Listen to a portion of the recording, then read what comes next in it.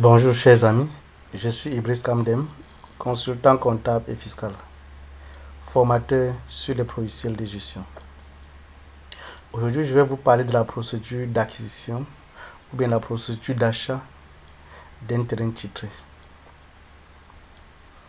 Bien chers amis, si vous souhaitez acheter un terrain, déjà d'entrée de jeu, je vous conseille d'acheter un terrain titré.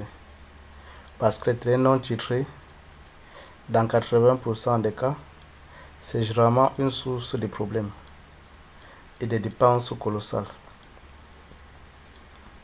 Maintenant, si vous souhaitez bel et bien évidemment acquérir un terrain titré, comment devez-vous procéder? C'est ça la quintessence ou l'objet de cette vidéo. Je vais donc vous montrer dans cette vidéo l'ensemble des étapes à suivre pour pouvoir acquérir votre terrain titré, et ce, afin d'obtenir votre propre titre foncier. Bien. Notons qu'il n'est pas toujours facile pour tout le monde de savoir comment procéder lorsqu'on décide d'acheter un terrain. C'est aussi simple de trouver une parcelle de son choix et de procéder au paiement du prix de vente. Mais derrière tout ça, il y a toute une procédure administrative et technique qu'il faut satisfaire. C'est dans ce sens que nous mettons à la disposition de tous ceux qui veulent acquérir un terrain des procédures et des conduites à tenir afin de faciliter la dite acquisition.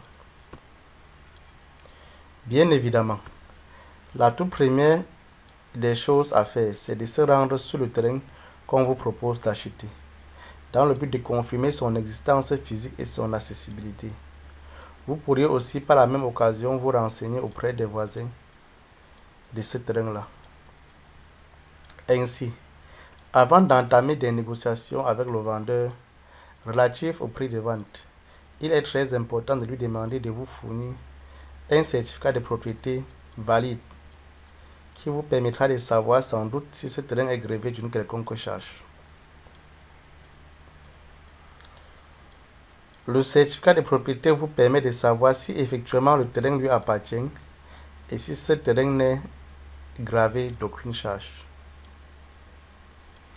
Bien, chers amis, ça veut tout simplement dire que si vous souhaitez acheter un terrain, il faudrait descendre sur le terrain pour confirmer l'existence physique du terrain proprement dit. Une fois que vous descendez sur le terrain, vous pouvez également vous renseigner chez les voisins pour savoir si bien évidemment le terrain appartient à ce vendeur. Quand bien même on vous confirme que le terrain appartient à ce vendeur, et en admettant que le vendeur vous a fait savoir que le terrain est titré, dans ce cas, il faudrait lui demander le certificat de propriété. Voyez un peu. Et la meilleure manière même, c'est si vous ne pouvez pas identifier la véracité de ce certificat de propriété, vous pouvez consulter par exemple un professionnel du domaine, comme par exemple un géomètre, pour qu'il vous certifie si bel et bien le terrain appartient à ce vendeur. Et dit quand bien on vous a donné le certificat de propriété. Ou à défaut, s'il n'a pas le certificat de propriété, vous pouvez lui demander de vous donner le titre de propriété. Le titre de propriété ici, c'est son titre foncier. Il vous donne son titre foncier avec sa CNI. À travers ça, vous devez aller au service du cadastre.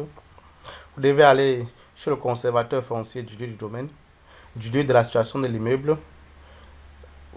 Vous devez demander qu'on vous fournisse le certificat de propriété. Vous devez payer quelques frais, peut-être c'est 5 000 francs, je crois, quelque chose comme ça. On va devoir vous délivrer le certificat de propriété de ce terrain. Et ce certificat de propriété est un document qui atteste que le terrain appartient bien évidemment à ce vendeur. Je vais vous montrer de suite un exemple de certificat de propriété. Donc voici, chers amis, un exemple de certificat de propriété. On dit le certificat de propriété et des droits fonciers du Fundi à Yaoundé, sous-signé, certifie que l'immeuble urbain bâti, occupé et exploité ici à Yaoundé 3, au lieu dit au bongo d'une superficie initiale de 956 mètres carrés, après morcellement, la superficie théorique restant est de 321 mètres carrés. Immatriculé au livre foncier du département du Fondi, volume 225, folio 48, SN numéro 44 963. Appartient en toute propriété à monsieur Léonard alias, technicien supérieur en mécanique domicilié à Yaoundé, né le 3 novembre 1970 à Balmayo. Ainsi de suite, ainsi de suite. Donc, ensuite, c'est signé. Donc, voilà un exemple, très chers amis, de certificat de propriété. Donc, c'est un document qui certifie ou bien qui atteste que le terrain appartient bel et bien à votre vendeur. Vous voyez un peu. Donc, une fois que vous avez ce certificat de propriété, la prochaine étape, vous devrez donc, vous pouvez procéder à l'achat du terrain auprès de votre vendeur. Mais je vous conseille de procéder à l'achat du terrain à votre vendeur devant le notaire, de verser l'argent chez le notaire, la totalité de l'argent. Mais ça n'exclut pas, quand vous avez déjà cette confirmation, si vous avez effectivement confiance à votre vendeur, vous pouvez tout le verser de l'argent en espèces. Je ne vois pas concrètement en quoi ça gêne, puisque vous avez déjà la certification que le terrain appartient au vendeur. Ensuite, vous devez procéder, vous devez contacter un géomètre pour descendre sur le terrain afin qu'on puisse constituer un certain nombre de documents pour la mutation du titre foncier. Muter le titre foncier suppose que le titre foncier sera passé, il y aura en fait transfert du titre foncier du vendeur vers l'acquéreur. C'est de ça qu'il s'agit. Donc, d'entrée de jeu, avant d'y arriver avec le géomètre sur le terrain, pour la constitution d'un certain nombre de dossiers, pour la mutation, le vendeur doit vous demander de vous verser l'argent. Pour des mesures de sécurité, vous pouvez vous diriger chez un notaire, vous versez l'argent chez le notaire. Mais je dis, si vous avez une certaine confiance au vendeur, puisque vous êtes déjà convaincu que vous savez déjà que le terrain appartient, bien évidemment, vous pouvez tout lui verser de l'argent. Parce que le rôle du notaire, concrètement, c'est de s'assurer que vous avez versé l'argent au vendeur pour ne pas avoir des problèmes bien après. Mais si vous avez confiance au vendeur, vous pouvez simplement lui verser l'argent, puis vous cherchez un géomètre qui doit descendre sur le terrain, effectuer les procédures administratives afin que vous puissiez obtenir votre titre foncier. Le géomètre a son travail, le notaire a son travail. Donc dans cette vidéo, je vais donc vous donner le rôle du géomètre. Bien, vous devez donc contacter le géomètre. Le géomètre doit descendre sur le terrain pour effectuer les bornages et ensuite faire un procès verbal de bornage. Puis il doit aller au cadastre pour qu'on valide le dossier technique. Il doit soumettre un certain nombre de dossiers au niveau du cadastre pour obtenir le dossier technique définitif. Le coût du dossier technique généralement au Cameroun tourne autour de 300 000 francs. Dossier technique et bornage, ça tourne autour de 300 000 francs. Une fois que le dossier technique est sorti, vous devez y ajouter à ce dossier technique, ou bien le géomètre doit ajouter à ce dossier technique le certificat d'urbanisme. Vous voyez un peu. Maintenant, le certificat d'urbanisme, plus le dossier technique qui est sorti, plus le certificat de propriété, plus un plan. Donc voilà un certain nombre de dossiers dont les 4 fondamentaux: le titre de propriété, le certificat de propriété, le certificat d'urbanisme et le dossier technique. Vous pouvez vous rendre maintenant vous-même ou bien avec le géomètre. Bon, en fait, voilà les pièces que vous devez réunir pour vous rendre chez le notaire et payer un certain nombre de droits pour obtenir votre pour obtenir votre titre, pour enregistrer en fait, pour encore réciter ces documents avec lesquels vous devez vous rendre chez le notaire. Avec lequel vous devez vous rendre chez le notaire, chers amis. Je dis bien, vous devez vous rendre chez le notaire avec les documents ci-après. Comme j'ai dit, le géomètre doit descendre sur le terrain pour procéder au bornage de la parcelle que vous avez achetée.